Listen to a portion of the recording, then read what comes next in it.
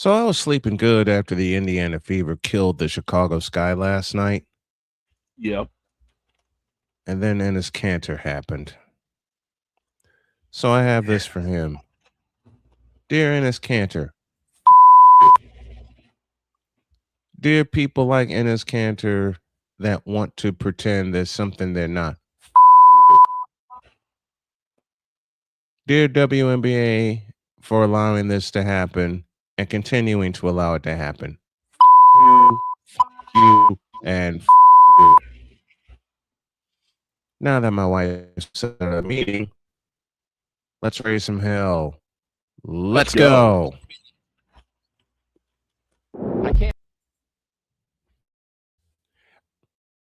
I can't do it. We'll do it live. Do it live. I'll write it and we'll do it live. Mister, will you please wake up, wake up, wake up, wake up, wake up?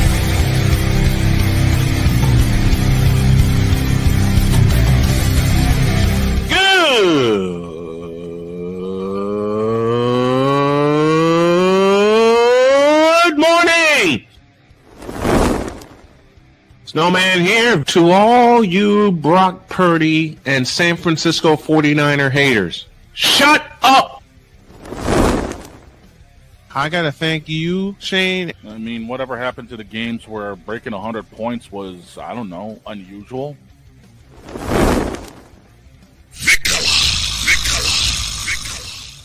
There was one word to sum up the All-Star weekend. Trays. Cause we take this job so serious. Splash Brothers, yes. Ray Allen, replace him with Steve Kerr. Reggie Miller, yeah.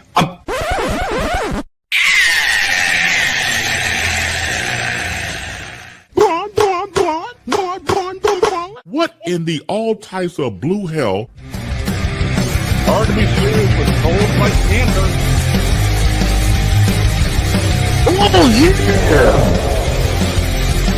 yeah. Let's go! I had to switch it up a little bit.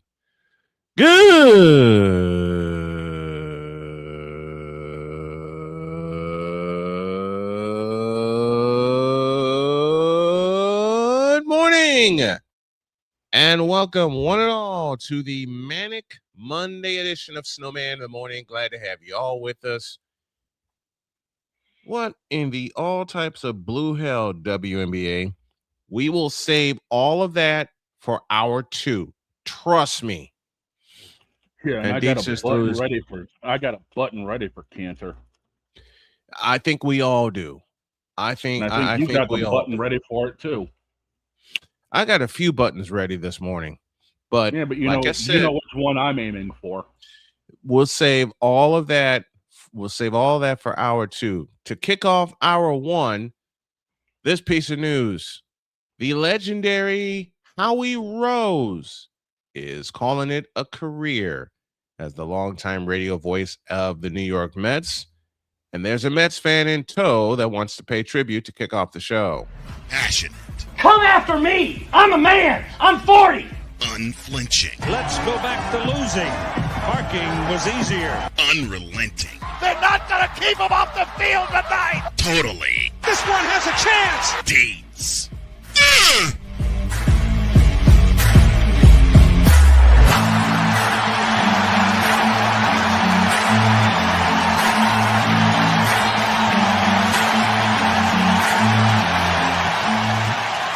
That's not just a murmur, that's a full-blown fibrillation. And the way I made him throw up his hands in frustration, that's for getting me kicked out of Starbucks a few times. Well, and I mean that. That wasn't frustration. Nice. That wasn't frustration. That Frustration. That's not frustration at all. Okay. We'll talk about that again. We'll talk about that in the second hour. But yeah, second all hour you need we'll to know- get to all of that. all you need to know is we can chalk this up. We can just chalk this up to put it in the folder of Put it Dietz was right again. again. Well, Yeah, I that's mean, all you need to know. that's why we call you Nostradamus. I mean, come on, man. Come on. Dietstradamus. That's what I I called this Dietz, 3 weeks. I called this 3 weeks ago. You know what, Dietz, to be honest, me, you, Shane, and BGS all talked about this 2.5 years ago when Caitlyn got drafted. You know what BGS says it best. Clothes and drama. And boy, they got a lot of it. We'll save that for hour 2. We'll save that for hour 2. Hour 1, we kick off with a tribute to the great Howie Rose, who is winding up a legendary career as the voice of the New York Mets. And since we have a I don't know how I feel about this. Why? I mean, Howie. Look, Howie's done all he can do. Like, hang it up whenever you want, but Yeah. you're gonna hang it up. You're gonna hang it up on this garbage season. Like, I mean, at least go out. At least if you're going to go out on a winning season. The Mets have it screwed up enough. They're so bad. Howie Rose is like, I'm out. I can't do this anymore. I'm done with this crap. I'm out of here. I mean, that's all I'm saying. Howie, you've seen the Mets go to World Series. You've seen all of this. Like, so there's nothing he hasn't seen outside of calling a New York Mets World Series win, but the Mets are as far from that as you can possibly get. Yeah. But still, like, on this season, on this train wreck, like, this is what you want your last season to be. Like, go out, like, at least go out with some fanfare. At least go out with a bang. Hawk Harrelson called it a career in 2018, and the White Sox had a horrible season. Harry Carey, the late, and I can't believe I'm saying late Harry Carey in 1997 was gone on.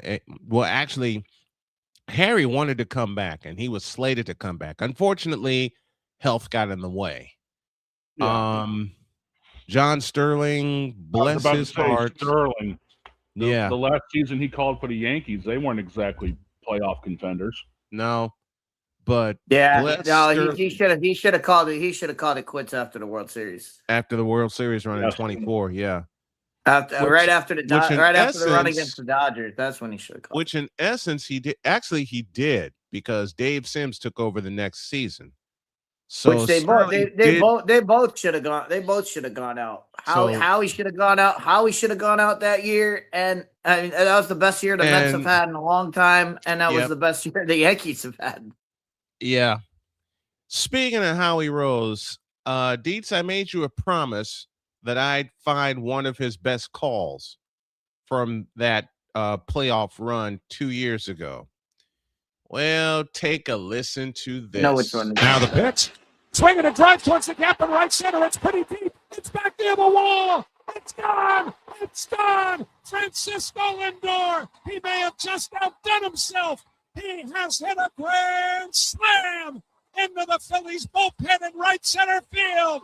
The Mets are leading by a score of 4-1. They were famished for the big hit all night, and Francisco Lindor just provided a feast.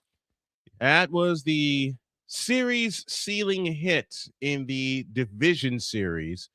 What I'm looking for right now is the wild card call. I know that's the one you wanted. I didn't get a chance. The Pete Alonso home run. Yep. That's the Alonso Oppo taco against the Brewers. Yeah. I'm finding that right now. There's a lot of good, but we talked about this. I think we talked about it last week. I mean, we've talked about it a bunch on this show. Like, you can hear the passion in Howie Rose, and guess what, sports fans? Howie Rose is a Mets fan. Yep. Howie Rose is a Mets fan. You can hear it in the call. You can hear it in the call of the game about how much of a Mets fan he's been for the 50 some odd years. Yeah. So it's like whenever people say, "Oh, you can't be a fan and you can't call the game," no, fans can call the game, right? You kidding? Fans can call the game correctly. The best example is Paul Allen. Paul Allen. Listen, we love the legendary Paul Allen. Okay, he's been the Vikings play-by-play man. I believe this is year number 24 for him. 24 years, because he called his first game in 2002. And I'll never forget I'll never forget this story that he told. Paul Allen got so excited on a play that he stood up, and remember, the Bears were playing at Memorial Stadium in Champaign at the time because they were blowing up Soldier Field. So PA got so excited on a tackle that he stood up and ripped all the cords out. You can't make this up. I mean, the best one of the but it's kind of crazy that Howie Rose is going out, because like Howie Rose and Howie Rose is great, but he'll never go down as the voice of the Mets. That was Bob Murphy. Bob Murphy was always the voice of the Mets. Murphy called that 86 series, did he not? Oh, for WFAN, absolutely. Yeah, for WFAN. He was absolutely the radio call for the Mets. So Bob Murphy will always be the voice of the Mets. Gary Cohen took over for Bob Murphy when Bob Murphy stepped down, and then Gary Cohen went to SNY, went to television, the Mets television broadcast, and that's when Howie stepped in. So it's like. Well, and it's weird to see Gary Cohen is still going strong. Like, he has no plans to let this go. No. And he's another one. He's another lifelong Mets fan that happens to be the signal caller for the game. He just you need to be the new radio voice of the Mets. I'd love to do the radio voice of the Mets. But they wouldn't want somebody like me just rambling. I'd definitely be a Vince Scully in the booth, just all of a sudden talking about something that's not even close to the game. There's a ground ball, and there's a ground ball to second. By the way, he went to Evansville High School and blah blah blah. Talks about elementary school, like in the middle of a play. It's not even like, this guy's at second base. He did this. No, it's like ground ball hit to second, and he once wore purple socks in third grade. And it's like, wait, what? Where are you getting? So you would be Robert Flores in MLB The Show. Got it. Oh, yeah, absolutely. You know who Dietz would be? Matt Vescursion.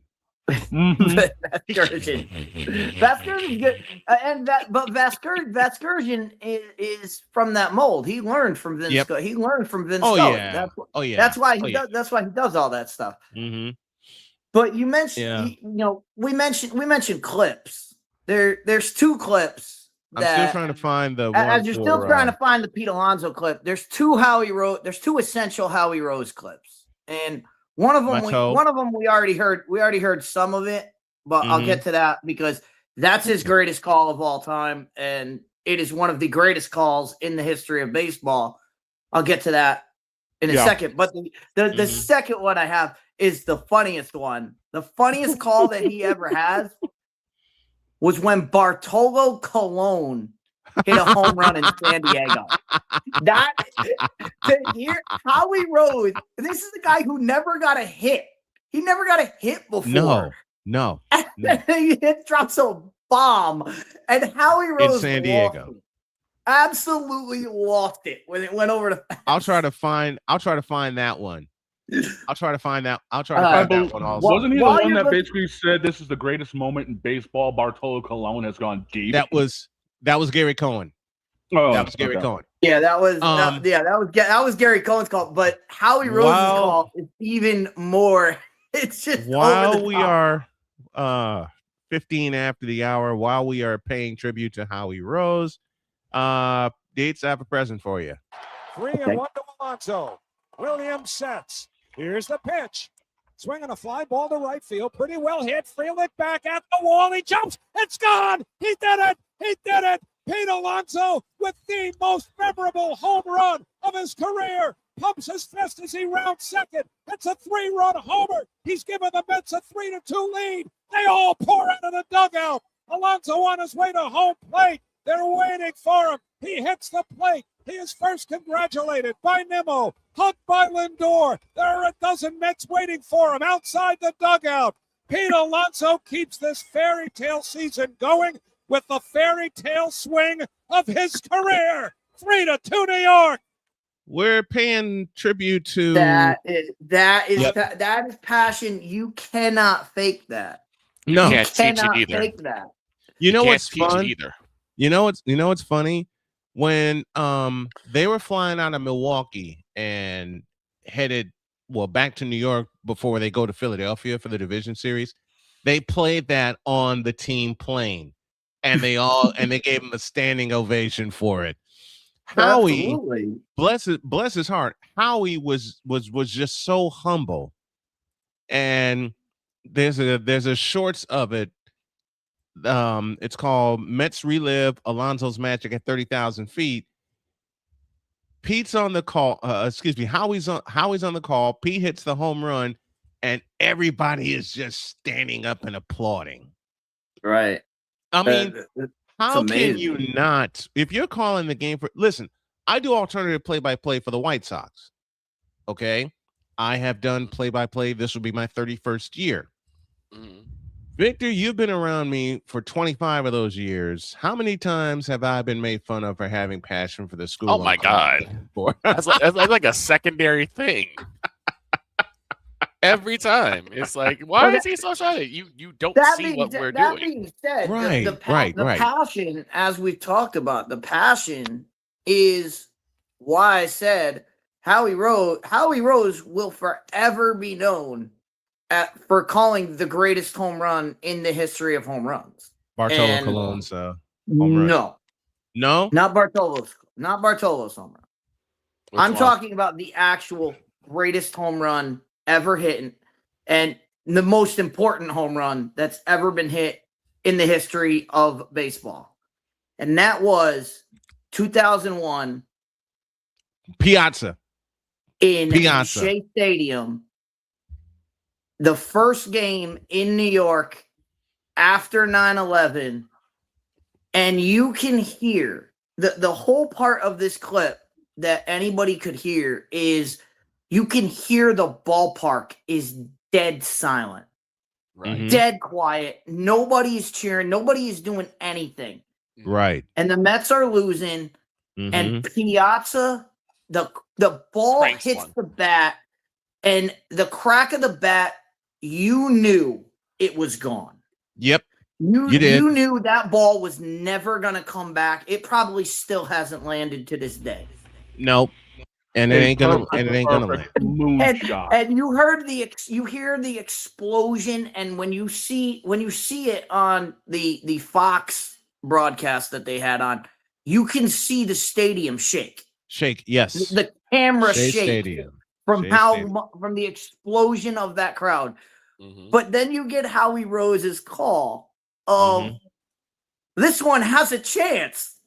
Yes. I'm sitting there going, which is why our master of ceremonies, the EP of all EPs, Cole Johnson, put that in your intro. right. He put that in. He calls it. He hits the ball. Piazza hits the ball. The crack of the bat. Everybody goes nuts. And you hear Howie Rose back to the wall. This one has a chance. And I'm like, this one. What does it have a chance of? It has a chance of never coming down. That ball is crushed.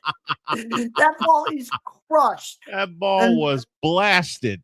And again, that home run, and you can see it. Even the Braves pitcher that gave up the lead. He turned. He It just was the spent. 8th inning, and that pitcher that gave up the home run. Even he was like, "I got to tip my cap to him." Like, Yep. There's nothing. Yeah. Nothing.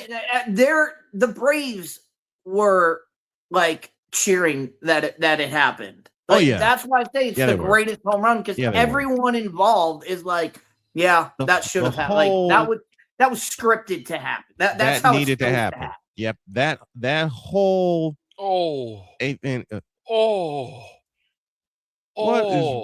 What is wrong, Victor? I just searched for the clip that Dietz is talking about. Oh yeah, Oh my Piazza's home run. God, That was crack of blasted. the bat. That was blasted. Steve I Parasay mean- gave up that home run. I don't think I've ever heard a crack that clean, and it's like, oh no, that is gone. That's on the moon. They And, went and got, you can hear it so well because the crowd is absolutely dead quiet. It's dead And silent. you Yeah. understand why it's dead quiet because half the crowd is 9/11 victim, is Right. victim Yeah. family from 9/11, and the Mets are losing, and it's everything just hurts in New York. everything about that everything- moment. And this was the first moment that they got to cheer. I remember that when they did the documentary on it, and they had the woman there who her husband was a firefighter and he passed away trying to save lives, and she had her sons with her at the game. Mhm. And I'm tearing up now just telling this story. She said in the interview, when they interviewed her after, and they said, what was it like in that stadium? And she said, that was the first time I had seen my kids smile in a week. Oh yeah.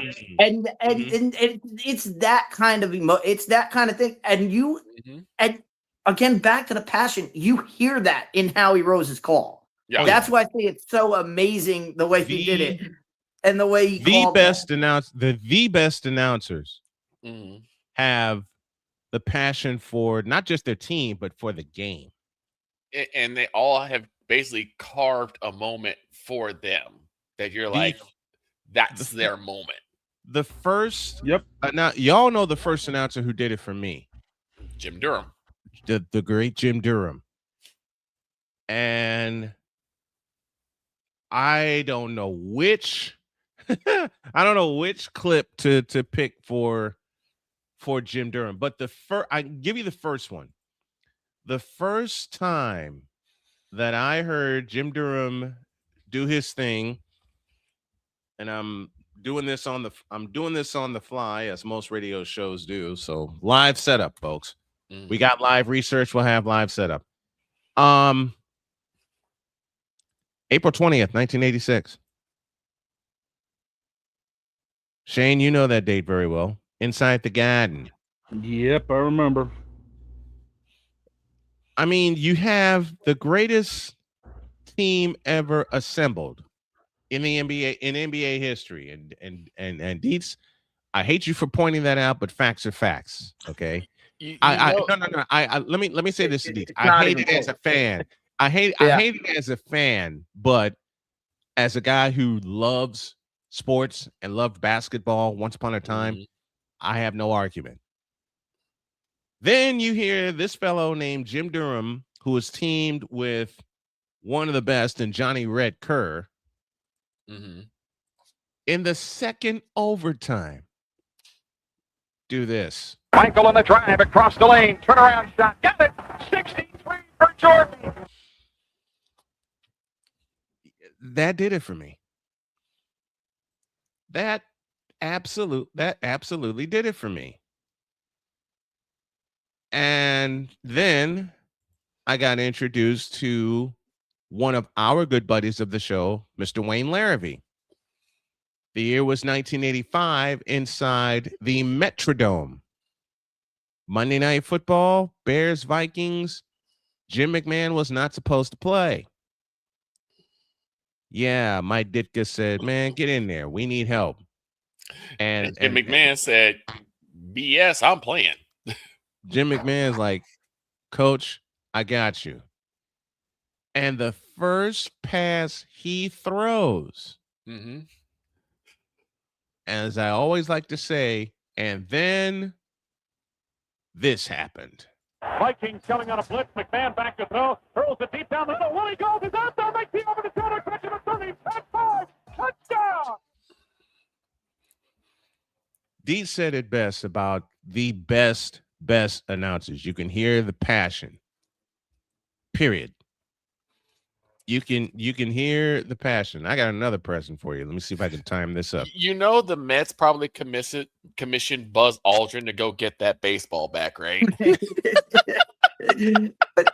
that's the But it extra hasn't funny thing is landed. Victor was watching it live on our stream just like 10 minutes ago, and his reaction was, "Oh my god!" Yeah.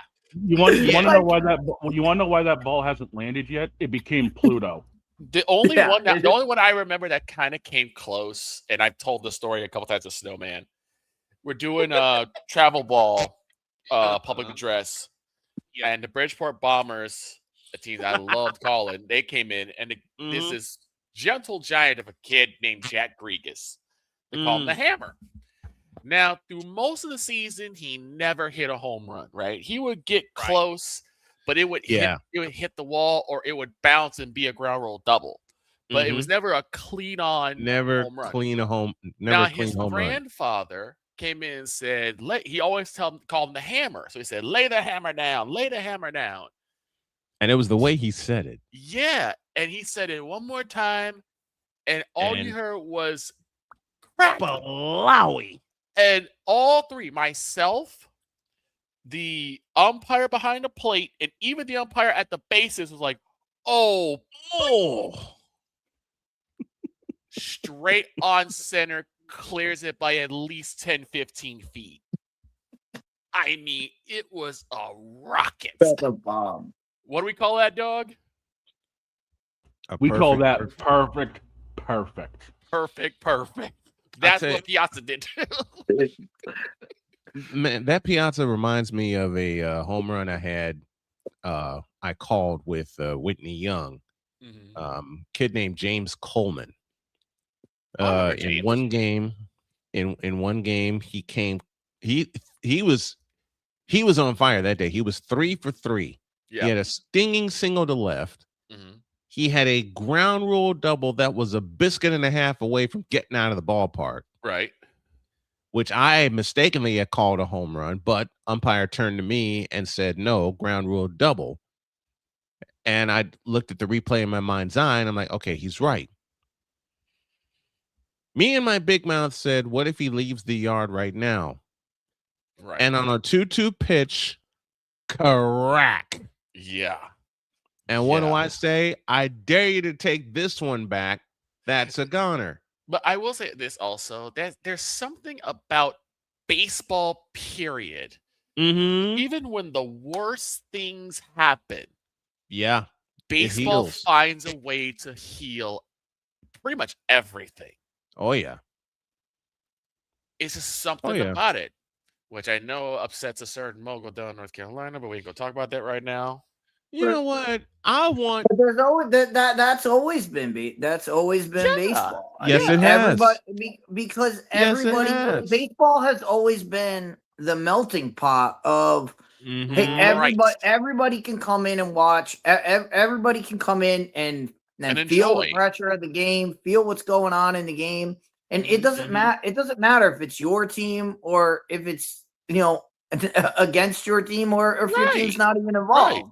You can feel that that in the game, and then as Snowman said, the good ones, the good play callers, they make you feel like you're part, like you as the listener are part of the game. Joe Buck, anybody? Dan Orsillo, or Don Orsillo, I should say. Don Orsillo, Jeff Joniak, Jeff Joniak with the Bears. I mean, every Devin Dave has O'Brien to up here. return. Dave O'Brien up here in Boston. Every Devin has to return. Jeff made you feel like you're at the 50-yard line watching Devin fly. Yep. There's a theme song that I often play when I'm in edit mode. And they'll be on NBC, right? Yep.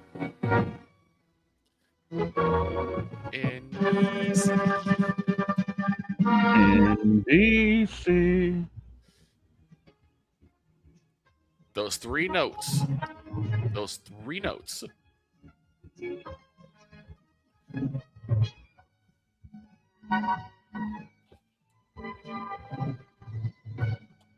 Exactly.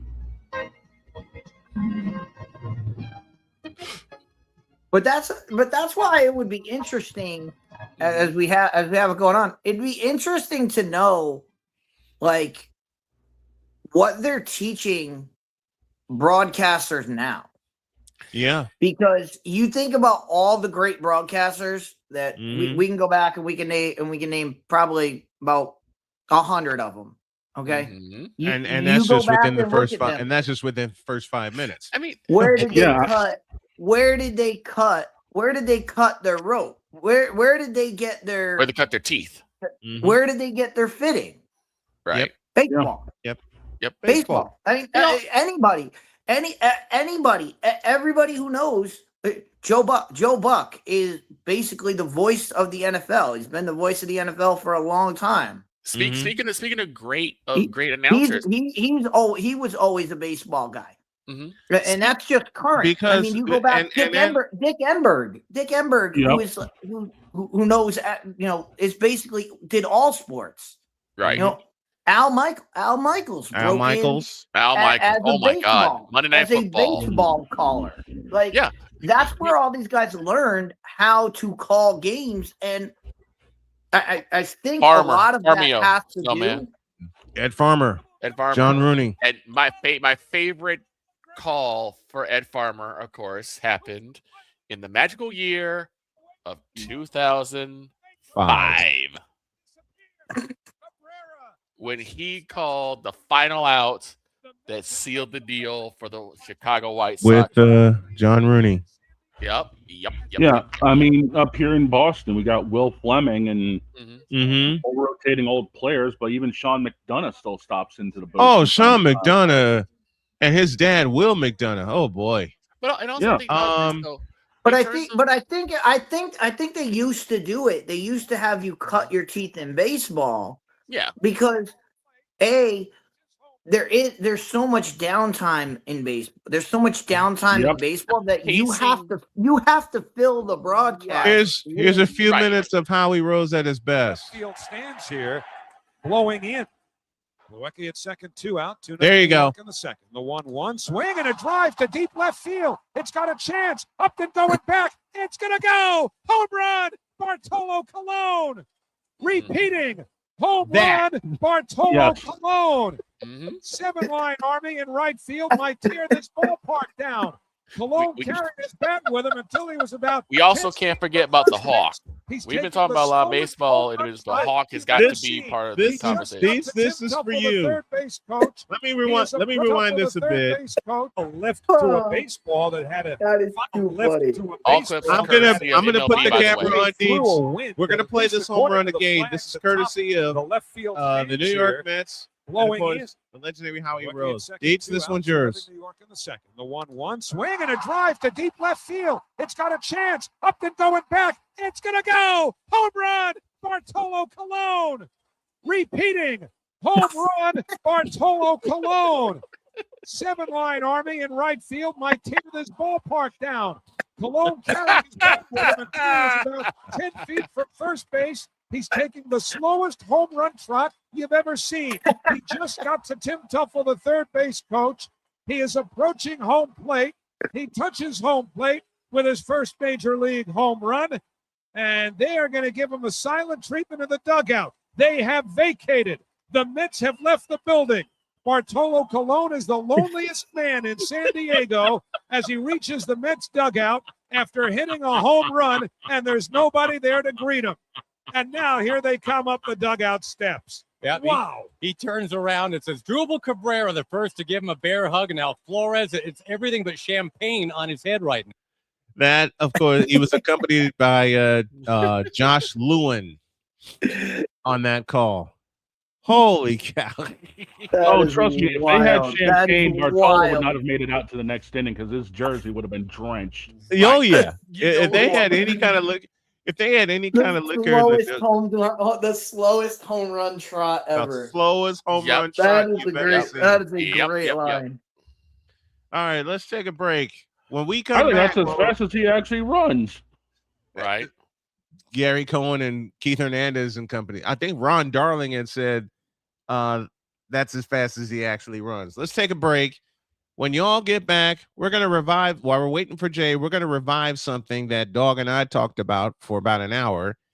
And what are you talking about, you mook? You'll find out, you mooly. Introduce. This is Snowman in the Morning. The original Think Drink is back. Level up with proven ingredients formulated to crush your competition. No gimmicks, no jitters, no messing around. Just high potency results that keep you moving day or night. There's a new nerd in town, and we came to play.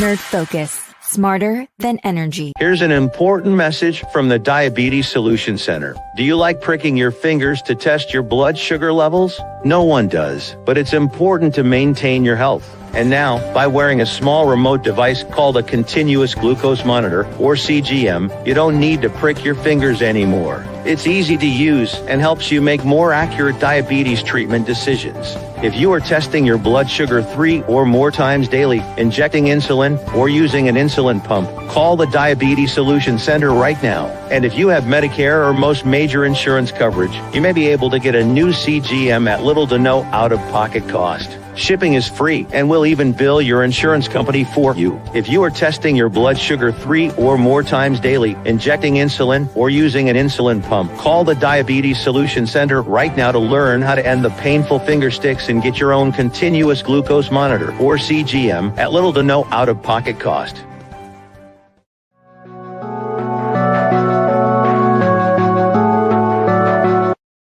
I want to do a TED Talk, but I don't have anything to talk about yet. I'm getting there. Life is for the living. We're not here that long. You can learn anything you want to learn without any money spent. What do I really enjoy? What do I really want out of life? I am your host, WIZE. Are you in a life holding pattern? Well, this is for you. Welcome to the Stuck in My Mind podcast. Live every Monday, Tuesday, and Wednesday at 4 p.m. Central.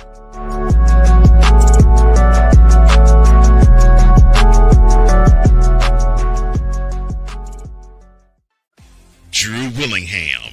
In this case, yeah, you put the blame on Kyle Shanahan for apparently not preparing the team enough for the overtime rules, supposedly. Cole Johnson. Peyton was considered the winner, and he was the darling of all darlings for Gerald. With a special appearance by Tyrone Alizé McDummy. Ain't nobody calling me. Text delete. Join these two football enthusiasts as they give you Total Football Talk. Live every Monday at 4 p.m. Eastern, 3 p.m. Central on the Sertoba Media and the Comey Media YouTube channels.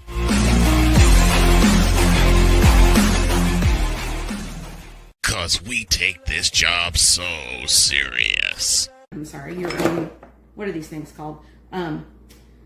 Spices? Spices, thank you. My brain went bleh. What in the all types of blue hell? This is Snowman in the Morning.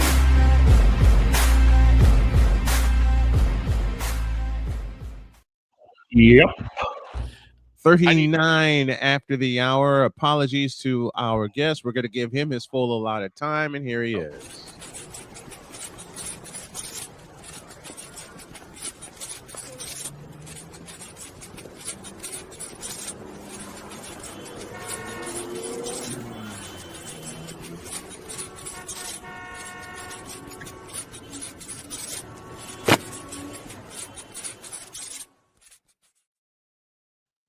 North Carolina we go, and here's Jay Spivey. Good morning, Jay. How are you, my friend? What up, gents? I gotta do it right, Snow. What's going on, Jay? I gotta do it right. Just a moment. Okay. Jay, you have often warned me, and I'm just gonna go ahead and say it, about Tobacco Road Sports Radio. Which should change its name immediately because it doesn't fit anymore anyway. No, it doesn't. It doesn't. That's I never revealed the network where my show was on before. That's the network where my show was on before, and I was getting robbed on a daily, weekly, and monthly basis.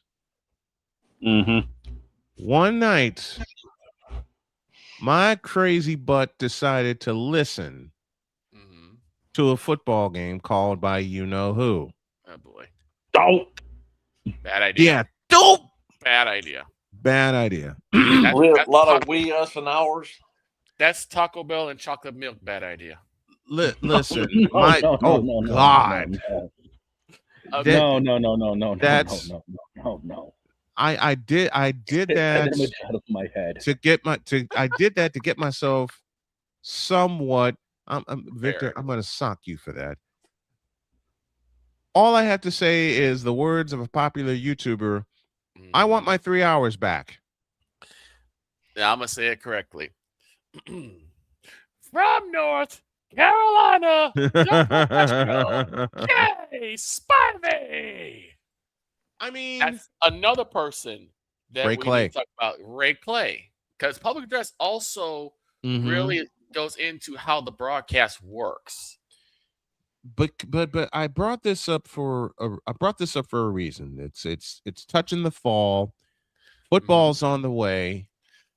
Yes, it is. I believe they've already started in North Carolina because they've already started here in Indiana. We just started Friday night. This past Friday. This past Friday. Actually, take that back. It was supposed to start Friday, but because of rain, they moved it up to Thursday.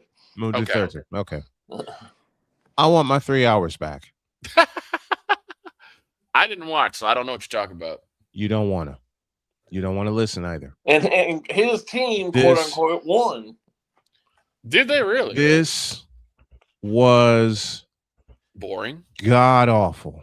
Oh, a lot of wheels. Let me the broadcast. Never mind. Where he inserts himself on the team somehow. Is it with a uniform? Yes. Wait, what? Wait, time out. What happened?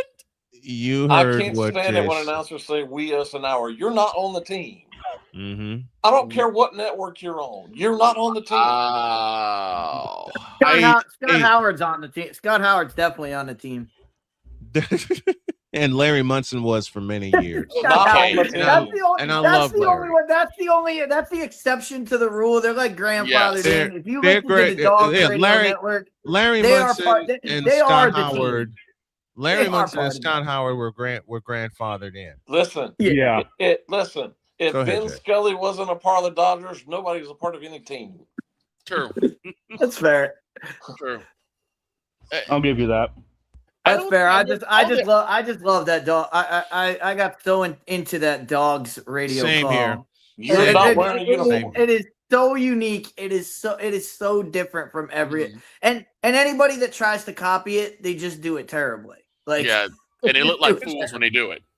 It backfires bad. Well, here's why I brought it up, and I want my 20 minutes back from looking over this what you like to think is a website. I want my 20 minutes back because there are media players on here that ain't working. Wait, what? You heard what I said. No, and Jay, you know what I'm talking about. There are media players on here for the different networks within a network. Only one person has done that successfully, and you're looking at him. Right.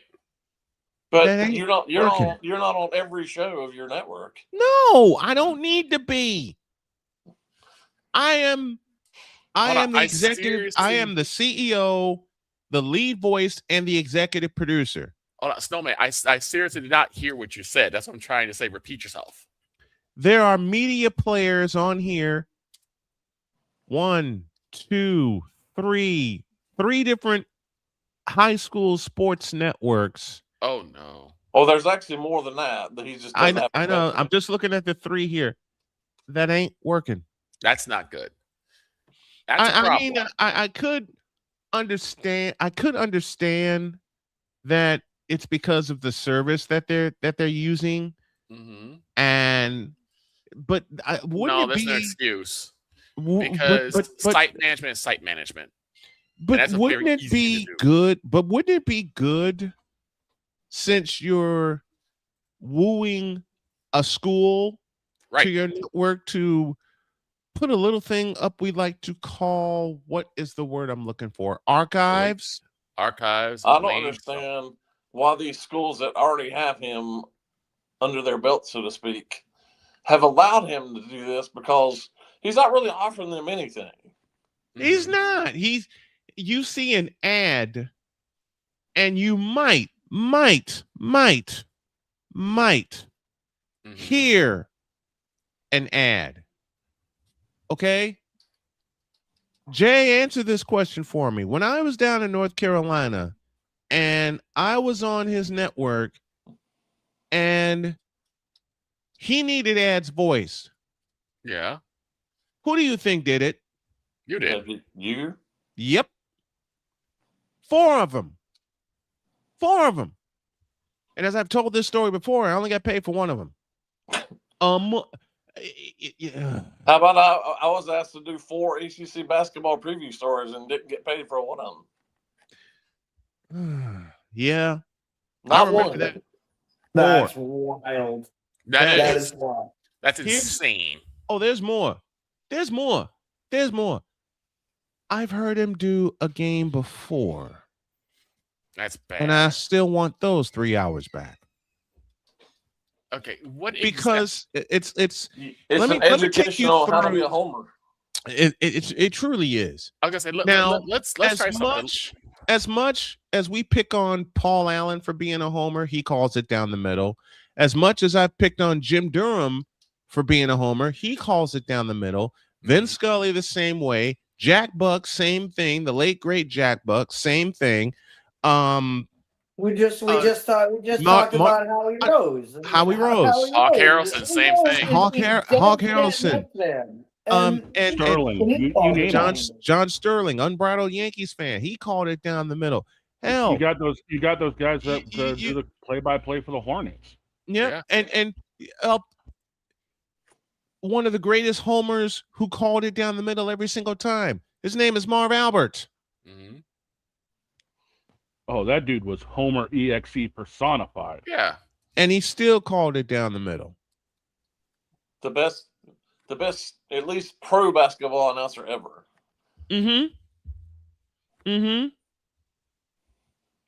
Why do these young, and Dietz, you posed the question earlier in the show. I am interested to see how these announcers today cut their teeth in the industry. I don't think they do. They don't. They all go to YouTube. Right. That's exactly what happened. Exactly. I don't think they do. That's exactly because YouTube is an open platform.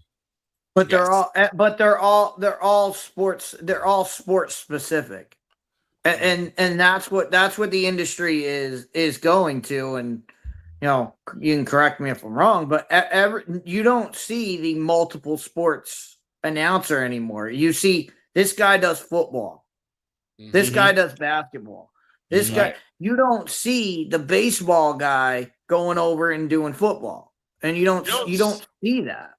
I have called 7 different sports in my 31-year career, almost 31-year career. 7. Still waiting for you to call curling. I've done 5. Still waiting for someone to call curling. You don't want that. How many sports does he not cover on his network? Well, I know he doesn't cover baseball. He doesn't cover baseball. I know that much. Well, at least high school wise, he doesn't. There's really only 2 sports he covers, and that's football and boys basketball. Football and boys basketball. That's it. Ignores the girls. Oh, that's not good. Allie would like to have a conversation with him now. I'd like to have a conversation with him. As a man who has called 3 state championships in girls basketball, 3 in boys basketball, one set in Illinois, 1 in Indiana. As a man who has called a softball state championship on 2 occasions, plenty of softball city championships that would be played at UIC. Man, how can you ignore girls basketball? Well, to borrow a phrase from him, oh no, I guess his listeners don't care about girls basketball. Which is a lie. Yeah, very much. Dolomite, which is a lie. Hey, Dolomite. Where Dolomite at? Oh yeah, thank you. Set it up right. What? Nobody cares about girls basketball? Bitch, are you for real? Exactly. I don't understand. I've called. He's successful. I don't get it. Victor's hung out with me. I've called 3 girls state title games. 3. Yes. Yeah, you want to tell me they're not excited for it? All we had was a full house. About 5 or 6 years ago, Mm-hmm. the high school he covers the most, which he went to high school, where he actually went to high school, Mm-hmm. had a really, really, really good softball team. Mm-hmm. Their pitcher, Kirsten Deal, was the #1 recruit in America, and she ended up going to Oklahoma. Yeah. There was a young he lady. did not cover a single one of their games until the state championship. There was a young lady named Alexis. I can't remember her last name. She played in the 9U tournament in Ho Chunk one time. Mm-hmm. When I tell you that was SRO, and I found out why. This young lady had a curveball that literally stood midair and then fell off the table. She struck out 7 batters the exact same way. She was so good, and so many people wanted to see her play because you didn't see a lot of girls play travel baseball. Right. So to say that, oh, no one cares about girls playing baseball or girls playing sports in general, again, you go back to Dolomite. Bitch, are you for real? Hey, Jay. Why doesn't he cover high school baseball and softball? He doesn't want. I'll answer that question for you. He doesn't want to. Exactly, because he doesn't care. The year, and Dietz, you're going to get such a kick out of this. The year that I associated with him, the year plus I associated with him, I did the first basketball game I ever did, the very first one, which was it was a pre-high school boys basketball season tournament style thing. It's a league. It's a blue chip basketball league. Mm-hmm. Do you know this man listened to my broadcast and then showered me with compliments? And he said, I'm not making Jay, I am not making this up. He said to me face to face, quote, "Now that's how you call a basketball game." Close quote. I am not kidding. He said that to me. He said that to me, and he also, and I'm going to make Jay laugh. He also backed it up with this quote. "Maybe I need to learn from you." Close quote. And apparently he didn't do that either. Hey, Jay, speaking of sports and events that nobody wants to watch and nobody cares about, how come you're not in Ireland? Fair enough. Fair enough. Well, so man, I told you this yesterday. Yep. I texted you this yesterday. Mm-hmm. I have a real good friend who's about, 12, 15 years older than I am. Mm-hmm. No, I take that back. He's actually about 20 years older. I take that back. Mm-hmm. Who is a Carolina grad. Okay. Yep.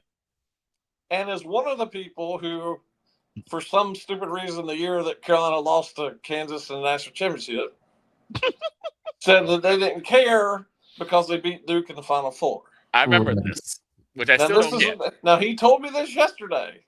Okay. Said that nobody cares about. Now, he's a Carolina grad. Yes. Right? Yes, he is. Told me that nobody cares about Carolina football. Nobody cares. Nobody cares about Carolina football. Hey, what's a good idea? Send them to Ireland to play TCU. Wait a minute. Nobody cares about Carolina football, even with Chapel Bill now running the team. He will only care when the round ball comes out, which he's already started talking about. It's the truth. In August. I'm starting to wonder if certain Carolina grads also graduate from the I Promise school, because this is the dumbest thing I've ever heard. I promise. No. Associated with I got stupid you university. beat. I got you beat. Dumbest thing you've ever heard, Victor? Try this one. Okay. When I was associated with said network, and I went to East Forsyth to cover a basketball game, which is where his alma mater is. Which is his alma mater. Yes, he wanted me to call his alma mater's games. He wasn't willing to pay the gas money for it. Shocker. Which pissed me off. Now listen, I lived in the Triangle area, and I'm driving to the. You're an hour and a half at least away. I am 95. Right. I am 95 minutes away from East Forsyth. How do I know this? I timed it. Okay. I put the timer on in my car. I kissed my wife goodbye. I'm telling her I'm going to East Forsyth. I lived in Henderson at the time. I kissed my wife goodbye, and she says, "Please be careful." I timed it.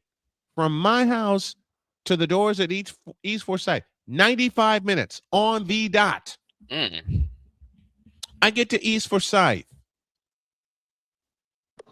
You know, he didn't tell him who I was. Wait, what? Shocker. Okay, no, you know what? Never mind. Because this is a guy who did not go to a luncheon for a tournament and arrived, 2 hours late? And wonder why he didn't have a table. Wonder why he didn't have a spot. Surprised now. And wanted me to quit, although he didn't ask and wanted me. You to leave. There's more. It was obvious he wanted me to move you out of that seat. There is a reason why I call Jay Spivey the professional. Because of this reason. You got someone who gets the information, arrives on time, sets up, does the game they're supposed to do to the best of their abilities, and then you have Clownface over there arriving 2 hours late because he didn't know what stadium was supposed to go. Exactly. He thought it was supposed to be another high school. There's more. There's more. Dumb, and dumb. When I got there, they didn't know who I was. I gave him the name of the network, and apparently he didn't tell them I was a part of the network doing the play-by-play call. Oh my God. So I missed 30 minutes. 30 critical minutes of prep time. Yep. He finally gets me into the school, into the gym. I have my bag of tricks with me. You know, Victor, you know me. I always carry my equipment with me just in case. Yes, I do. His setup is there. I put the headset on. We test everything. And my spider senses went completely off. I said, this is not right. Because this is not right. Because I have my audio commercials not only on my desktop, but on my laptop. I see his commercials. And Jay, you've seen this awful setup on a tablet. Oh boy. I will see his setup in about 5 weeks. It's the first Friday in October. I get to see him that night. I'm sorry.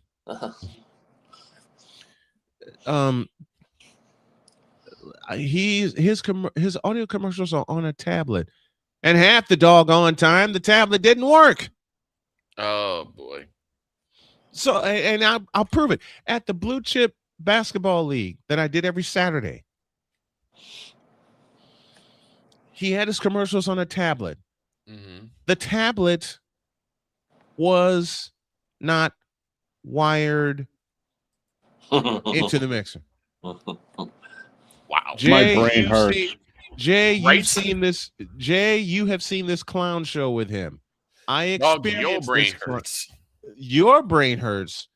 Well, Dog's brain hurts. My brain hurts. Dietz is no selling it, but I'm pretty sure his brain hurts too. You mean talking about the Hornets? Dietz is pulling a Hogan. Talking about the Hornets all year is not enough for you? Here's what. Okay, the first game in that Blue Chip. No. Change that. The first playoff game in that Blue Chip League that I did every Saturday morning When I told my wife about it, I was so excited because it gave me a chance immediately being down in North Carolina to get situated, get my full-time job going, and then start building on what I do. Right. And then that happened. I even the playoff game I did, his commercials were on this. First of all, what is wrong with this picture? His commercials were on a tablet. What is wrong with this picture? Well, tablets are very, very finicky. You're talking to someone who had one of the first set of Kindles. When the tablet was not wired and Dietz just walked off, this is how bad he feels. He pulled Notre Dame. That's it. I quit. He pulled a Notre Dame and said, I quit. I do want to ask Jay a question. The thing was not wired into the mixer correctly. Why, you ask?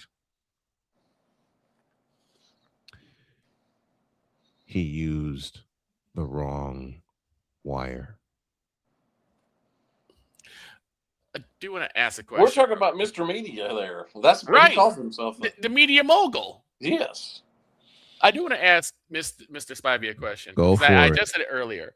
Go for it. There's something about baseball that just, for some reason, no matter how bad situations are, it seems to just have a healing effect. We just talked about Mike Piazza's home run, the moonshot, right after 9/11. You would think it not only changed the way people looked at baseball, but it had people kind of change in terms of living after that happened. Yeah. There's something about baseball that just it brings people together. It heals wounds that you don't really think could be healed. Yep. So I go back to this. Why does our favorite media mogul, is he baseball phobic or something? And he's just afraid of a baseball? He just doesn't understand it. I can answer that one. He just doesn't understand baseball. Go ahead, Jay. I grew up watching baseball a lot, but it just became boring to me. I don't like it anymore. Listen, when I hear that from my bride, I can get it. I can dig it. Okay. That's also because she's not a sports nerd like I. From Jody and my children, I can understand that. From a fellow who said, I can't believe I'm going to repeat this aloud. He said he knows how to work in sports media. Well, I'm not kidding. Snowman, you just made a very important and critical distinction. You just said Jody is not a sports nerd like you are.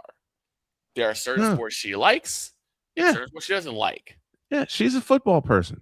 He's going with the ESPN model where although they've got baseball on, they don't use it. In terms of their sports talk shows, they don't talk about it other than PTI. Right. When you are in sports media, you have to. Yeah, you look. Jay brings up a great point. You look at their lineup. It's College Football Live, NFL Live, and NBA Today. About those. I'm talking about the debate shows. I'm talking strictly about the First Take PTI. I'm just talking about their overall shows. I mean, those are their 3 shows they do every day. You don't see MLB Tonight on. You don't see MLB Tonight on there. You don't see. When we're growing up. I mean, but when Baseball Tonight was on every night, it was an event. That's what I'm saying. Baseball Tonight was on every night. Every night at 10 o'clock. Every night at 10 o'clock. You could count on it. And it was on twice about the late games. And it was on twice on Sundays. Baseball Tonight borrowed the model of NFL Primetime. Yeah, it was the lead into the Sunday game. NFL Primetime was the lead into the Sunday game. Baseball Tonight led into the Sunday Night Baseball game, and then wrapped it up after. Which, by the way, last night was Carl Ravish's last show on ESPN. Yep. Really? Yeah. Yep. He was part of the wave that got Ryan Clark out of there. It was officially announced last night. I mean, although everybody knew it, but nobody knew when his last game was going to be. But it was last night. Wow. Another era gone down. So they actually had some of the players mic'd up, and a lot of the players were wishing him well. Well, that's why we're that's why we're that's here. Wild that they did it. That they did it. What? We haven't gotten to the Little League World Series yet, right? Well, apparently we are in it. He had the right. He had the right to end when he wanted to. Mm-hmm. So that was when he chose to end, as with the Little League Classic. Yeah, because they were playing it in the same Williamsport. park. Yeah, they were playing in Williamsport. Crazy. Well, we're deep in the Little League World Series now. They're what 4 or 5 days into it now. Yep. Yeah, they're looking at final eliminations because I think this is the last week of it. Yeah, Sunday's the championship. Yep. But Jay, I want to get your thoughts on a game last year that the reason I stepped away, I had to read this, get it on there. A game that ended 48-14. Oh. They decided, hey, let's get that game and put it in Ireland and kick off the college football. It was already season. decided. It was already determined last summer before that first game was even played to play in Ireland. Mm-hmm. That is wild to start the game. That I mean, Snowman knows this because he was going to call the game, and the game was 21-0 before you even blinked. Yeah, I'll tell you exactly what happened. I generally write on Monday nights. That's my deadline. Yeah. And I finished right before the game started. Mm-hmm. Okay. And I went to get a burger because it was Labor Day night. Yep. Went to go get a burger and came back. And the place was right down the street from where I was. Mm-hmm. Came back. By the time I got there, it was like you said, it was already 21-0. Wow. Oh my! That weekend, I did Texas, Ohio State. Dietz sat in for me and did Clemson, LSU. Mm-hmm. And then I did a late night game. Sunday, I said I'm going to lock in and call North Carolina and TCU. I gotta ask this question. That was no, actually Carolina. Yeah, that was Monday. It was on Monday night. Monday night. Thank you. It was Monday night. I beg your pardon. It was Monday night. Thank you. I gotta ask. Sunday you did the Fever game. I did. I did the Fever game Sunday. Monday, I was gonna lock in and do TCU and North Carolina, and I was in here getting prepared. And my bride came by and said, "Why are you doing that? Come to bed." She walked into the bedroom and I said, "Screw it. I'm coming to bed." By the time I climbed in bed, it was 14-0. Are we surprised? I gotta ask this question.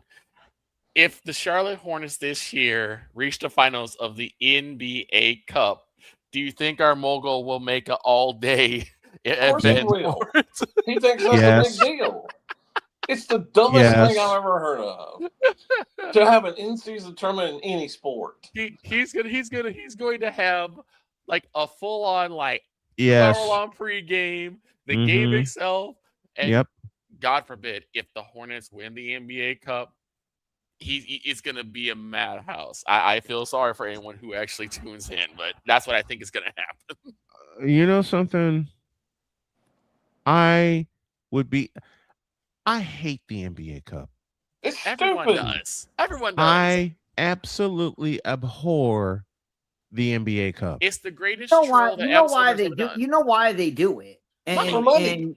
They do it because it's in the middle of football season. Well, it's for money, but B, it's a copycat of soccer. European. It's a copycat of a European tradition that Europeans care more about their in-season tournament than they do about the Champions League season.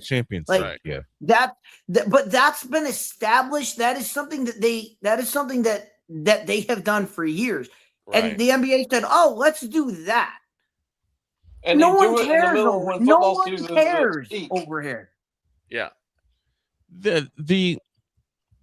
Okay. Give me this camera. It's a matter of it's the biggest participation trophy that we've seen on this side of it's the truth. Earth. It is. I mean, we ought to just rename it the LeBron James Cup, to be honest with you. It's the other issue that with the NBA Cup, nobody knows what the hell is going on.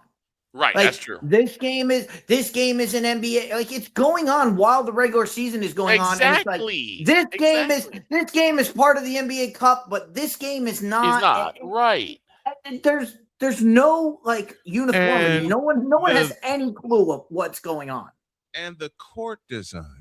Oh, forget the designs. How hideous they are. Okay, I'm going to say this right now, and apologies, Radio, but that's some shit you see in NBA 2K. Okay, like seriously, this is like what you would do on a Friday night. Where they got it from. Again, you would do this on a Friday night off your ass if you were playing 2K. It's the jersey. The jerseys are atrocious. The jerseys are atrocious. The Idiot. courts are god awful. They need to blow up the NBA Cup, put it out to pasture. Answer this question. Take LeBron with it. Answer this question, though, man. How many months between the NBA Finals and the start of the next season are there? They finish the NBA Cup on right around Thanksgiving, don't they? It's starting later this year. It's starting after Halloween, and it ends 2 weeks before Christmas. Well, that's because of football again. Mm-hmm. So nobody watches the NBA until Christmas, really. So from the end of the NBA Finals, when they crown the champion, to the start of the next season, how many months is that? About four. Like 4 4 okay. months. 4 months. So Yeah. in 4 months, yeah, roughly. So in 4 months, you could get individuals who didn't see a lot of court time, give them some shine.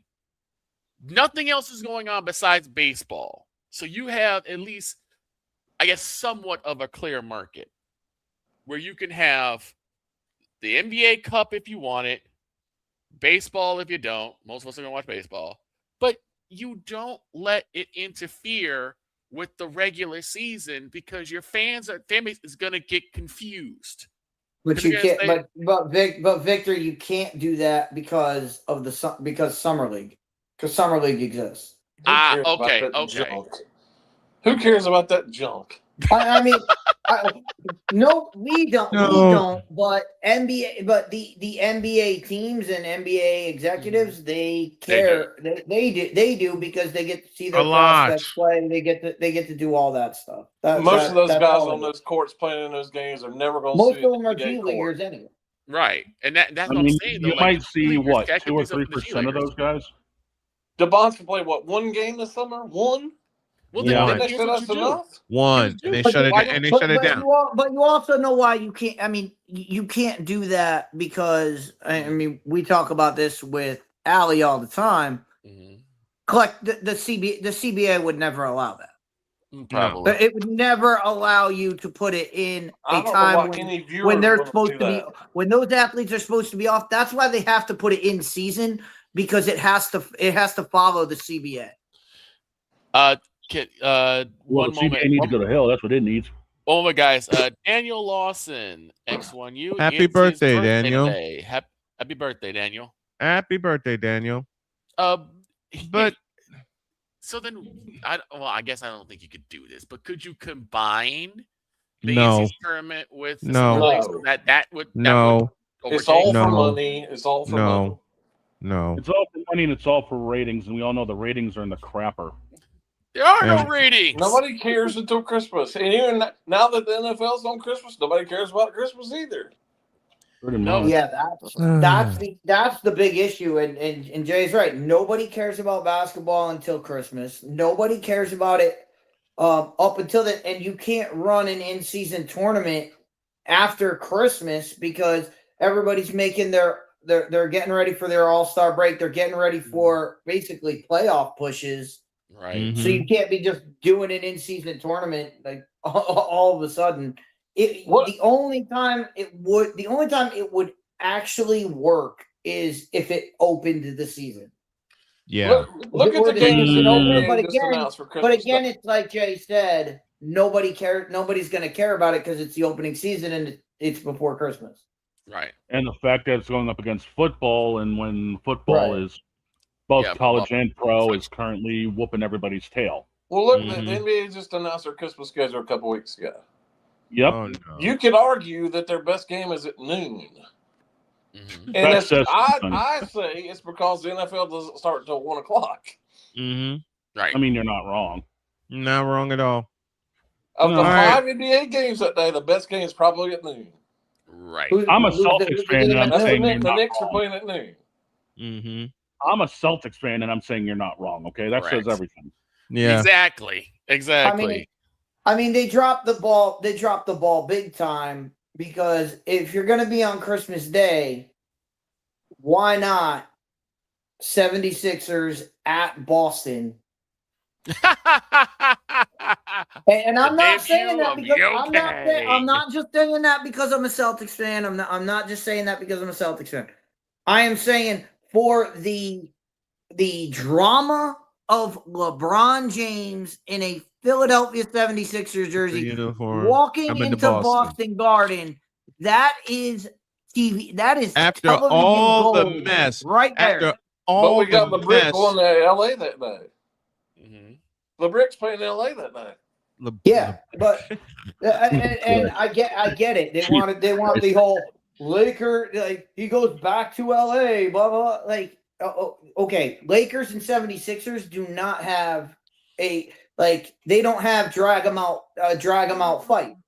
Right. Celtics and 76ers. There is no one. I said this on this channel. There is no one the Boston Garden hates more than the Philadelphia 76ers. And there is no one Boston Garden hates more than LeBron James. It is cinematic gold to put that on your biggest stage. So here's the question: who gets the most heat when their game starts? LeBron James or Lane Kiffin? Who cares? Yes. I'm September. Circle your calendar for September 19th. Okay. LSU at Ole Miss. Yep. Game day will be there. And watch what happens to Mr. Kiffin. Oh my God! Wait, Lane Kiffin returns to the Grove. Game day is going to be in Mississippi. Game day is already announced, but well before. They better be ready. Those editors better be ready. Those signs are going to be flying. Oh yeah. Yeah, you just reminded me of something.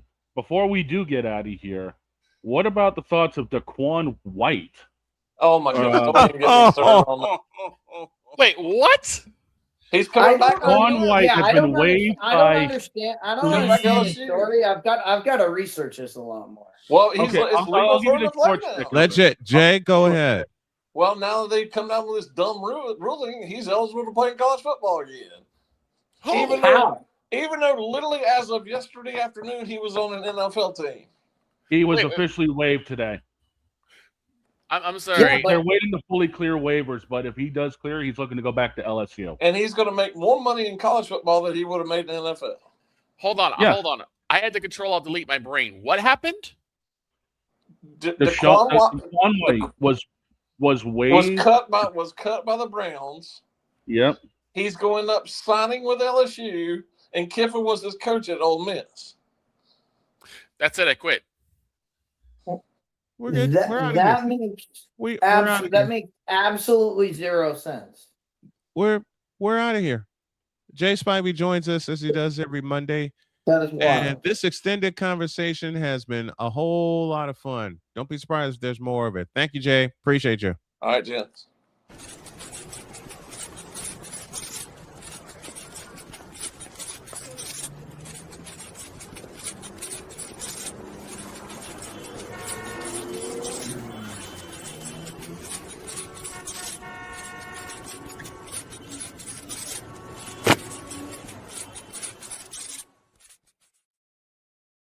I don't understand. I quit. We didn't even get a chance to talk about the fact that Deshaun Watson's been named starting quarterback.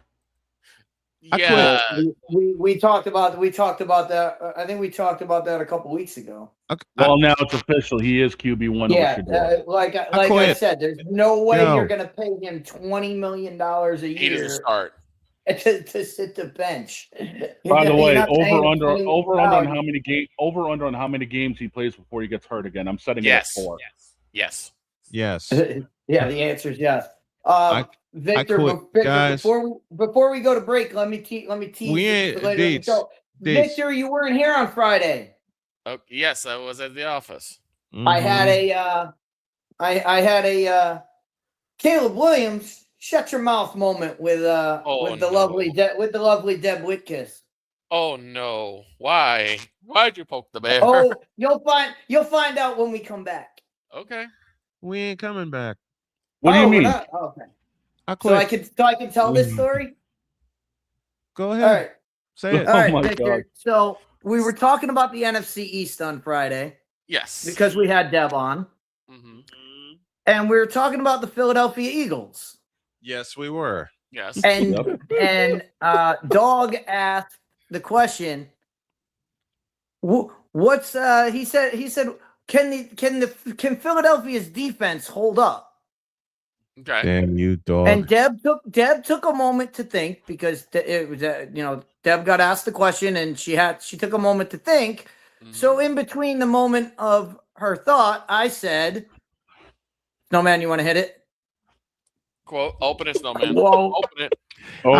I'll just voice it. Quote. I said, "Well, they'll be okay as long as they don't spit on anybody." No. Close quote. Ow. I think on that note, where the hell are we supposed to go from here? Goodbye. I quit. I'm done. Goodbye. We had We had another 90 minutes planned. Yes, we do. We do. But- we still got more. We still got more to do. We'll Do do we it all really tomorrow. want to talk about Ennis Cantor's BS? No. Yeah, No, we were supposed to. no. Yeah, we were supposed to talk about No. Ennis Cantor We're and holding the fact that I was right. We're leading off tomorrow's show with that. Why? Did that conversation break your brain that much? Yeah. Did I really shut everything down with this today by just bringing up what happened? Everybody had a hand in shutting this down early, okay? Myself included. And it all started with we're out of here. Have a great day. God bless. Just remember everybody. Just remember, everything always happens to Craig Elo. Yes. And we're all Craig Elo today. Right. Have a great day. God bless. Remember to make your next move your best move. And always remember, if your dreams don't scare you, they are simply not big enough. Dream big, do bigger. We hope y'all are too. And don't ever be Cleveland, please. No. Out.